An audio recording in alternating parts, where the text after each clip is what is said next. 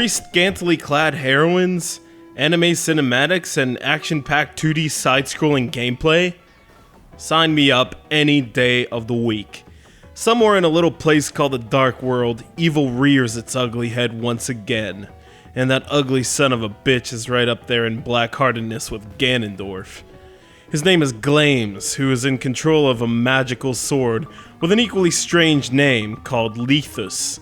A young red-haired girl named Cham has escaped from Glames' clutches and travels to the human world, seeking a particular warrior that might be up to the task of defeating the Dark Lord and his powerful sword.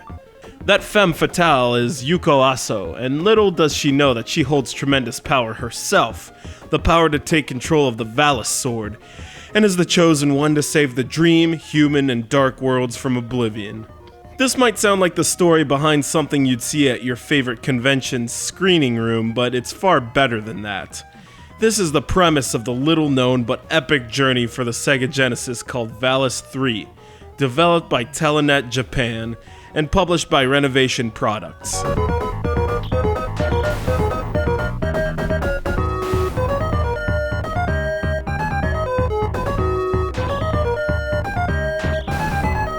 Imagine if Sailor Moon and Castlevania got together and had a child, and you'd probably see something along the lines of the Valis series, starting with Valis, the Phantasm Soldier, that goes as far back as 1986 for the MSX.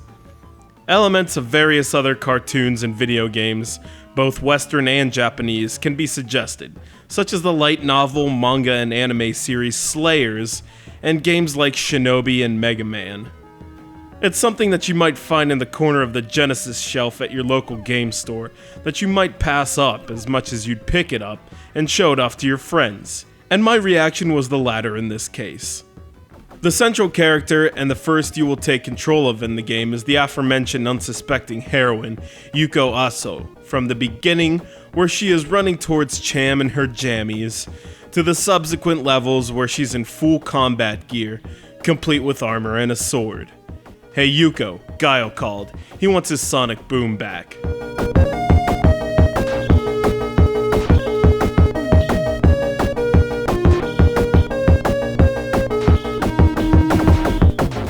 At completion of each stage, you'll get text box after text box that will advance you through the story as well as the next level.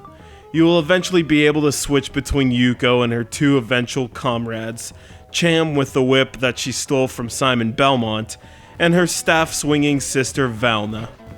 The enemies throughout the 3 worlds have that mythological and horror movie style to them, from huge jumping fleas and flying sets of serrated jaws, and the bosses feel like they're out of some NES platformer, including a boatsman that turns into a sea dragon that you must fight in the middle of the ocean. Valis III contains this sort of old-school flair that makes you feel nostalgic, even if you've never heard of the Valis sword.